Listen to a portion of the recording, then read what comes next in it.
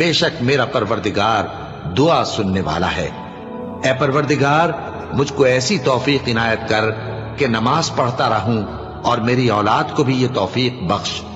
ए परवरदिगार, मेरी दुआ कबूल फरमा। ए परवरदिगार, हिसाब किताब के दिन मेरी और मेरे माँ बाप की और मोमिनों की मगफिरत कीजिए। और मोमिनो, ये ना समझना कि ये जालिम जो काम कर रहे हैं अल्लाह उनसे बेखबर है। वो इनको उस दिन तक मोहलत दे रहा है जबकि दहशत के सबब आंखें फटी की फटी रह जाएंगी और लोग सर उठाए हुए मैदान क़यामत की तरफ दौड़ रहे होंगे। उनकी निगाहें खुद अपनी तरफ लौट न सकेंगी और उनके दिल मारे खौफ के हवा हो रहे होंगे। और लोगों को उस दिन से आगाह कर दो जब उन पर अजाब आ जाएगा। तब जालिम लोग कहेंगे कि ऐ हमारे परवरदिगार, हमें थोड़ी सी मोहलत अता कर ताकि हम तेरी दावत तौहीद कबूल करें।